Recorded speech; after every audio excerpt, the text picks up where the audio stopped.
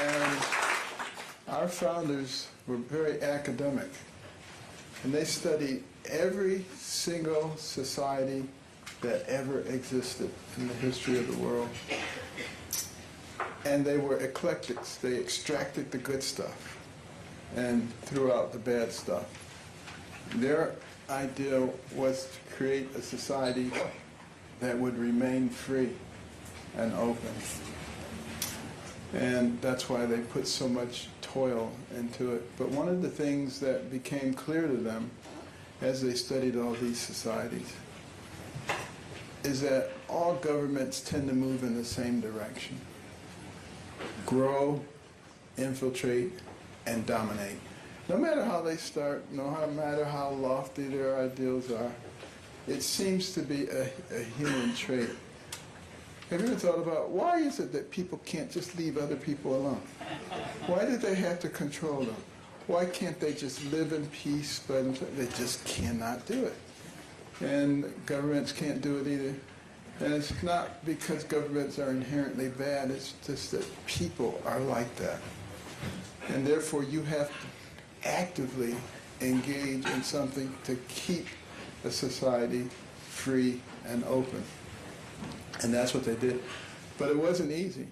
And in that last constitutional convention, you know, there was so many vicious arguments that the whole thing was about to fall apart.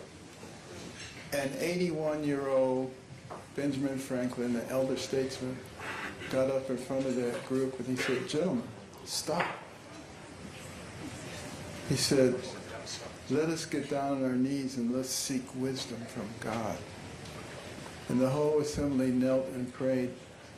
And they got up and they put together a God-inspired document called the Constitution of the United States of America. And if we adhere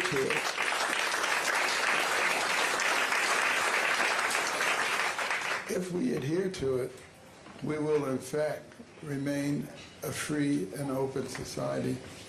But when Franklin came out of that building, a woman asked him, "Sir, what do we have? A monarchy or a republic?" And he famously said, "A republic, if you can keep it. If you can keep it."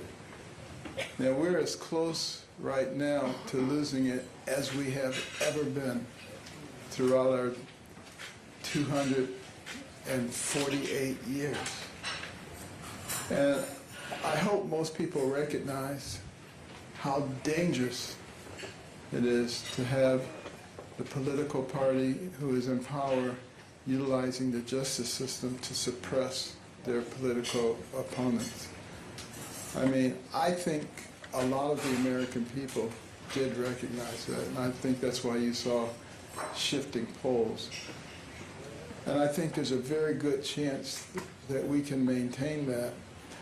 But we need to understand that this is not a temporary thing. This is something that's been going on for a very long time.